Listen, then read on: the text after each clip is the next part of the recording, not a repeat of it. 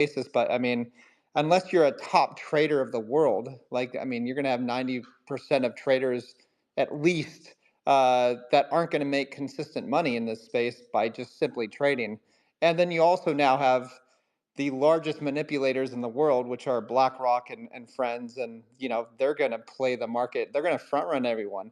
Like for instance, I enjoy the fact that a lot of people are bearish right now, like, oh, it's going to hit 32, it's going to hit 30, 36. I just don't think BlackRock's going to let that happen. I think they're just going to snake it from people, and they're going to drive it back up. And then for me, I mean, I'm probably not going to be the most popular person for saying this, but I do think we're going to hit all-time highs even before the halving, because the longer the more the bull market matures, the higher the ascent of prices that go. I mean, this has happened in every single bull market. So yeah, we'll have to see. Oh, dude, for sure, man. So, I mean, you're saying that, maybe all-time highs before having. I mean, that is one hell of a bold theory, and I mean, I appreciate it, to be honest. Like, I was like I mentioned with Scaramucci saying, like, whatever the price is at the halving, multiply it by four, and generally speaking, that has been spot on for bull runs. I've been through a handful of bull runs, and so have you. What kind of elaborate on that? Like, what are the factors that go into you thinking there's a chance to see all-time highs before the halving? That's very interesting. I mean, I can see how fast we are starting to rise now. So, for instance, from 15,500 to 28,000, it took quite a while. And then we hit, 32 or whatever. Then we bounced around 32 and 25 or 26 or whatever. And then, we started really entering more of the bull market phase where we're not in the accumulation phase anymore. So we are in a impulsive bull market. So the next impulse should, bring us close to all-time highs, maybe 60,000 bucks, and maybe past that. But we'll see what happens. And the crypto space isn't like new anymore. Like everybody that I know knows about it, and a lot of people that I know that have never been interested in the over 5 or 6 or 10 years ago, like they're really interested in it now. They're buying, and it doesn't take much, especially with what we have going on with the institutions buying up massive amounts of Bitcoin. What is it? BlackRock has over 60,000 Bitcoin in 2.5 weeks. That's pretty good, and there's only so much to go around, and that's supply and demand crunch, and then you're going to see a giant pop. And that, I mean, we're only what 20 something thousand dollars away from all-time highs. I mean, that can happen in no time. If you've been around this space for a while, you'll know that can happen in no time. And Yeah, that. AJ, I was going to pop in real quick, if you don't mind. So I've been talking to a lot of my friends that work at very large institutions, and there's been, and since the ETFs came out, a lot of people have been talking about it. A lot of people putting Bitcoin on a different level. Now they're like, okay, well, the crypto, the other stuff, we're still not sure about that, but you know what, that Bitcoin's good. Like, so they're actually like correcting it. It's correcting itself. So you're seeing and you're gonna start seeing big money, like people who have a very large net worth take 5% or 3% or 10%, and they're going to put that into their retirement account through their whether Charles Schwab's or Vanguards, whatever, whoever comes in the game and starts doing it. And once you start seeing that, you're going to start seeing new highs because people will start talking about it. And we're also going into election year. That's the other thing. And traditionally, in election year, they're going to try to lower those interest rates as much as they can to keep that president in the House or whatever you want to say. And so I agree with him 100%. What you just said, Toby. I could see nothing ever happens on the day we think it's going to happen. It's not like the halving is going to happen on a specific date where like, boom, that's the high. It could happen a month before. It could happen 2 months after. It could happen tomorrow. I don't know, but I do agree we're going to see some really big highs probably before. I would just have to take that guess. Yeah, it's definitely an interesting school of thought. 100%. It's an election year, so they are going to try to, bolster the stats as much as they can. They want to. Don't look at the national debt clock. Look, let's focus on the good things we're doing. See, it's really not that bad. That's going to be the narrative. It's really not that bad. Look at this. A lot of like misdirection kind of things, and I think in terms of being in the markets, that's not a bad thing for us, right? Because they're going to try to make it look as good as they can. They're going to try to, cut back on interest, which would constantly, when the dollar loses power, the markets gain power, and vice versa. So let's hope, the dollar, the DXY chart, definitely some important to keep a close eye on, how it has an inverse proportional relationship to the markets and consequently crypto. So definitely a very interesting day. With the FOMC, Jerome Powell is set to take the stage here in I think a little less than 3 hours. So I do want to keep moving and talk about a couple other topics here. But before I do that, Josh, we got Josh here on stage. Haven't spoken to him yet. Josh, any thoughts on the FOMC meeting today? Is Jerome going to pull any tricks on us? What you got? More like the FOMO meeting, right? No, Hey. no, it's gonna. I don't think. I don't think. Well, first of all, I've been out of the finance markets for a bit here. Shifted it over into the AI business a little bit, so I'm not going to be the best person for advice here. I'm thinking more along the lines of, yeah, we're probably going to have some new all-time highs. Certainly tests this year. I'm wondering how high above um, all-time high. What was it? 66? Was that it? Or 67K? Was that it back in 2021? How high do you think we're going to be able to break above it this year? Does anybody have any price predictions? Go ahead, Toby. I don't really do price predictions, but I mean, you do have the law of diminishing returns in terms of Bitcoin because, as the market cap increases, that much more money is needed to push it up to, to 150, $200,000. So, I mean, I would guess 150 max, maybe. Maybe I'm too bearish there, but I'm more interested in the alts. I mean, those are what are going to really make you money, especially the new people that are in this space that don't have as much money to make those X's. I think the alts are really going to pop, especially when Bitcoin dominance, reaches around 50 to 60%, which is probably my guess of that being the high. But yeah, as far as Bitcoin, I mean, your guess is as good as mine. Yeah, fair. My school of thinking with Bitcoin price prediction, Josh, for the record, the Bitcoin all-time high was a skosh below 69,000. 68,7, 68,8. It's a little bit different on a couple different charts depending on what chart you're Yeah. looking at, but we're a skosh below 69 is really the general consensus. And when it comes to Bitcoin price prediction, my school of thinking is that, the total crypto market cap last time was a little bit over $3 trillion. And if you kind of consider, if that, if we can considering maybe some positive regulation with the ETF kind of opening the door to more institutional investors, paired with the halving, paired with the phase of quantitative easing, we the word gets thrown around a little bit too much, to be honest, but the idea of a super cycle doesn't really sound too crazy when you consider all the confluence in the macro. Considering if Bitcoin dominance, kind of retains similar levels from last time with the increase total market cap being, I think, somewhere between 6, 7, maybe even to 10 trillion. By Bitcoin price prediction ranges between, I would say 120 to 160.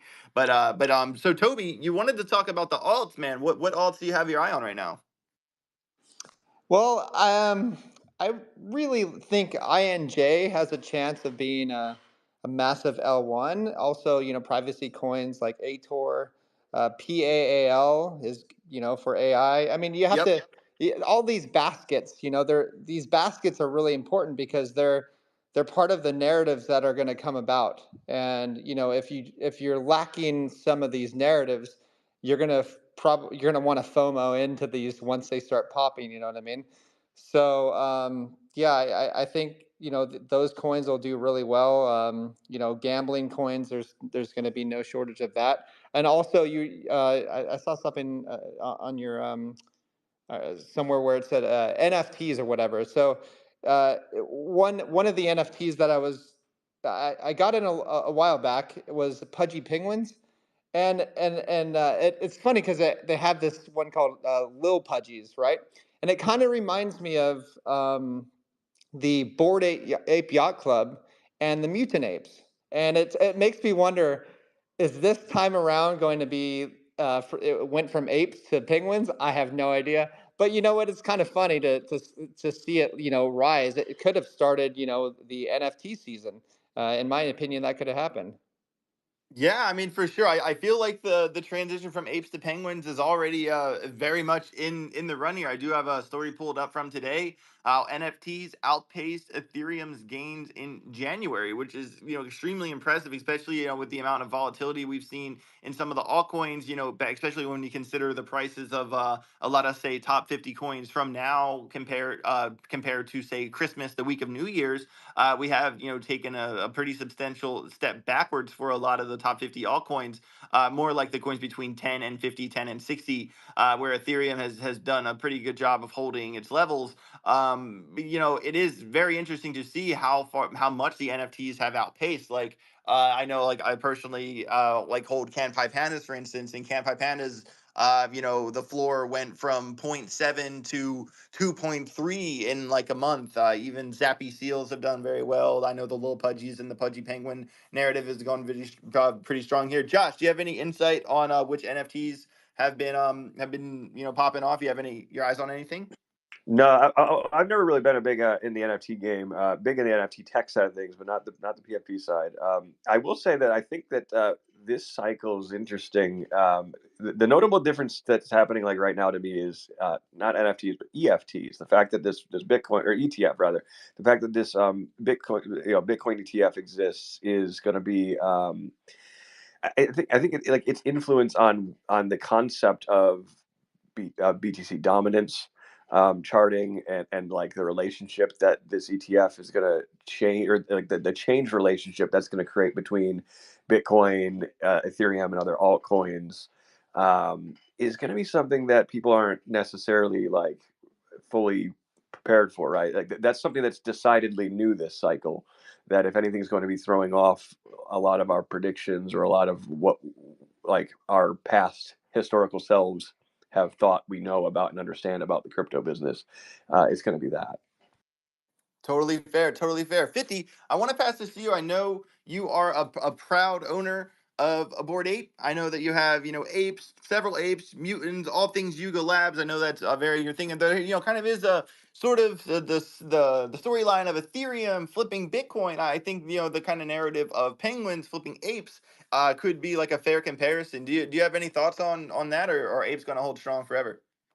I truly believe that the apes are going to do some really cool stuff that we haven't seen yet. And they don't really come out and say, we're doing this, we're doing that. They kind of hint around, but they will do something. They raised somewhere about $4 billion. They've hired some of the best people in the space. And I do like some of the stuff Pudgy Penguins are doing. I do like some of the stuff the Sappies are doing. I do like some of the things Corkies have been doing. So I've been watching the crypto market really close. But we follow a meta here. So when somebody decides, hey, we're going to do staking, we're going to go to IP, we're going to do this, people kind of follow the trend. And so far, if we've seen anything happen, the Bored Apes kind of came out with that little meta, and we're going to bring in celebrities, we're going to bring in football, baseball, basketball. You still have a lot of top holders in the Bored Ape Yuga system, and they just brought in another guy the other day. I don't remember his name, who's really really smart about how he handles business. So we all think it's going to be gaming, and it could be. But the nice thing about that ecosystem, we just don't know which way they're going to take you. You don't know. It could be completely different direction. It could be completely something new. But I think we're just gonna, if we just stop following that meta and just watch what people do and just keep your eyes open, I think you'll see something pretty cool happen. I do think that we're gonna start seeing something other than hopefully monkey JPEGs in the future. As much as I like animals, I'm ready for some business. For a long time.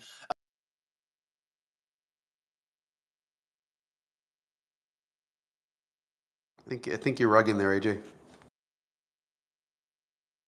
I was about to say, did we just lose AJ right in the middle of what he was saying? Tis the season. Yep, certainly the season for Solana and that ecosystem. And Goody, can you not hear me or something? What happened? Now we can. You're back. Oh, okay. Gotcha. I didn't know what happened there. I knew something happened.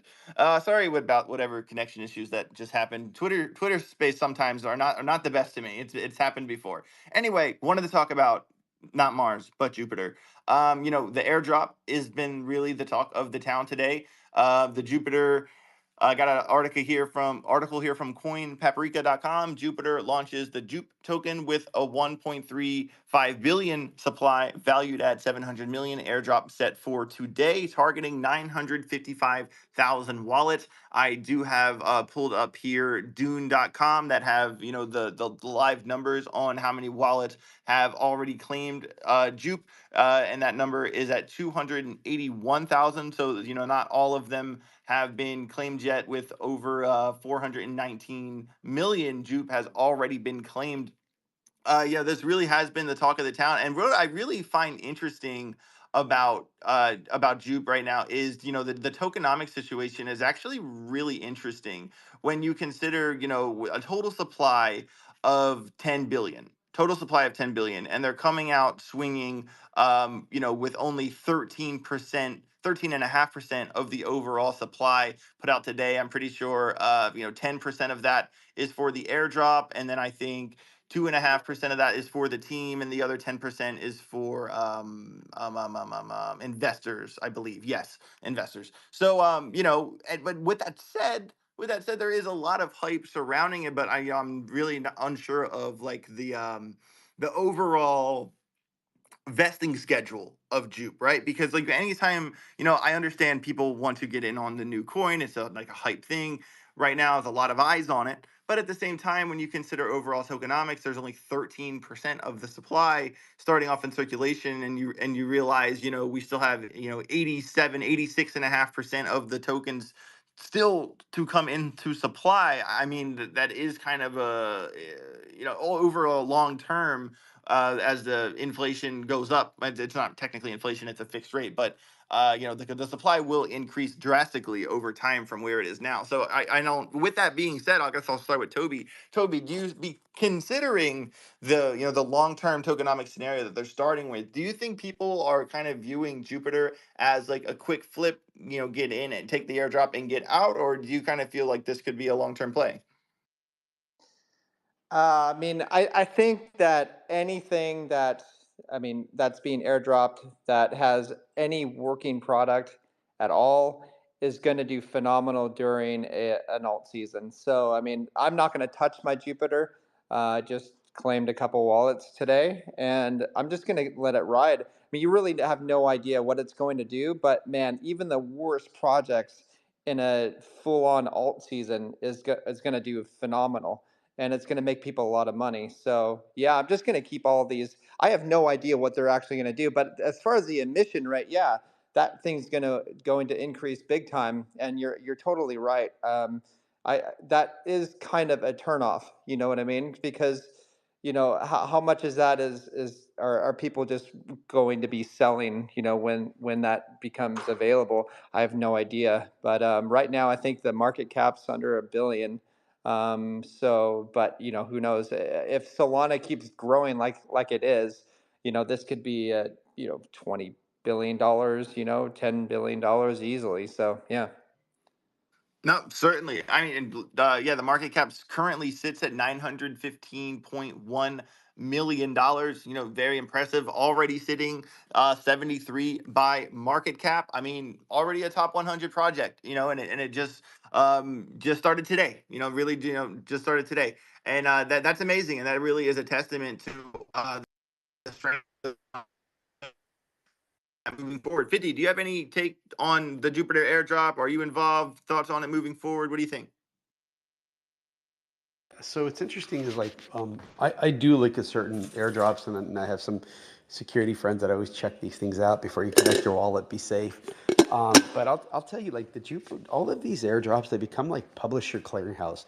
They basically send you like a paper dollar, maybe it's $100, maybe $300, and they just will ride you into their own ecosystem and have you do whatever they want you to do. It's a marketing tactic, and you may make money, you may not. Like, you saw Portal Coin come out really strong with those, with all that farming we were doing, and apparently they're still coming out with something. I hope they do, because I have a bunch of creeps, and rumor has it they're tied with them. I don't even know. And what's interesting is like Jupiter just comes out today, and everybody's talking about it, and everybody's doing it. But here's the other question. When is the last time you saw something like that happen and everybody just make a bunch of money? I don't know. And I think I do agree with Toby. In the bull run, these alts can run, but also you can get yourself into some trouble. So I would do some research and find out what you're claiming, know what you're doing, which wallets you're connecting, because you just don't know. Some of them have you connect your Twitter. So I would be cautious. That's all I would say. Certainly, no one ever went broke being very cautious. There's nothing wrong with that at all. Josh, any thoughts on the Jupiter airdrop? You in, you out? What do you got? I'm not. I'm not. I'm not. I'm not in. I don't know what it is. I'm not. I'm not. Like I said, I'm not big on NFTs. All Or good, man. and All good. also, yeah. All good. All good. So I do want to keep it on. I mean, I want to talk alts, man. Like, I think right now is a really, really interesting time to hold alts as like we move closer to the halving. I feel like a lot of things have kind of been all over the place in terms of support resistance levels, but at the same time, I feel like a lot of really kind of popular altcoins have done a pretty fair job holding support resistance. A lot of people, I do my live stream every day on YouTube, and a lot of people are asking me like, should I be selling now? Should I be accumulating now? Like, people want answers. They want to know what to do. And to be fair with you guys, I personally I have been consistently accumulating for over 2 years now. And I feel like once you kind of get established in crypto and you can do a consistent DCA, for my long term DCA, I do really kind of ignore the day to day price action because I consider really like Avalanche, right? Like if I'm DCAing into Avalanche, right, and it's currently at $35, say it drops to $20, it doesn't really make a difference in terms of what I'm going to do with my consistent DCA schedule because like we're not planning to sell any of the projects we're accumulating until like say the top of the bull run, right? And like what's Avalanche going to be then? I mean, a lot higher than 20, a lot higher than 35. So I kind of feel like that finding that consistency in your DCA and like being able to have the wherewithal to ignore the day to day price action is super important when you have that long term mindset. But at the same time and in the same breath, I know the difference between the trades that I'm doing that are long term and the trades that I'm doing that are short term or scalps or intraday trading, which is why I always say like no matter what you're getting into, no matter what you're doing, make sure you're writing down with a pen and piece of paper like this amount of money that I'm putting into this project. The goal for this is X, and to really focus on creating that goal, creating that plan, and sticking to and following through with that plan. It would be the best piece of advice I could give. I can't technically give financial advice, but I can. So Toby, I know that you said you were targeting. You said you were targeting INJ. What else? What else did you say you were targeting right now? As far as alt, let's see. I just got into one. I forgot the name of it. I have it on. I do a trade alert on my company, but let's see. PAAL is one of them. So a lot of AI coins. I think it was BAI. Gosh, what It's was it? interesting Oh, hold on. you're accumulating PAL. I actually recently I have been doing space PAL on my next Tuesday will be the third of four spaces with them. That's actually quite an interesting project. A lot of people have been sleeping on in terms of like a sleeper altcoin pick with like with a fair amount of upside. Like to be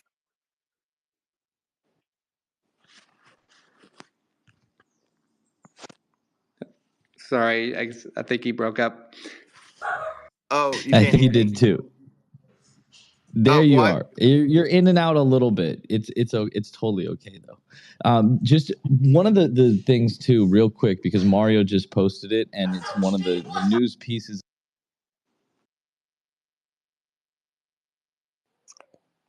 And the space keeps rugging, rugging, and rugging, rugging. can Yeah, I you think hear we me lost it. now? Yeah, we can hear you now. Okay. Jeez, man. I'm trying over here, guys. I'm trying. Sorry about that. But yeah, I was talking about I was saying how everyone's kind of looking for the next gem, the next pick, all the things. I was just saying how, relatively low market cap, $75.9 million cap, so currently sits just outside the top 400. But it's really interesting if you follow their Twitter page that, In 2020 and 2021, Chainlink was like the talk of the town, right? It was, Chainlink was partnering with this company, partnering with this company, partnering with this company, because Chainlink had the Oracle, and everyone wanted access to that real world data in their blockchain, so they could, take a piece of their technology and use it for their own product.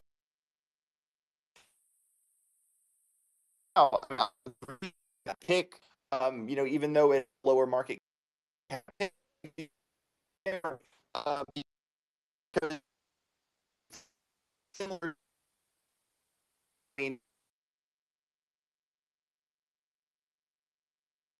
So, Josh, how have you been? You're rugging really bad, AJ, and I think you're trying to talk about Chainlink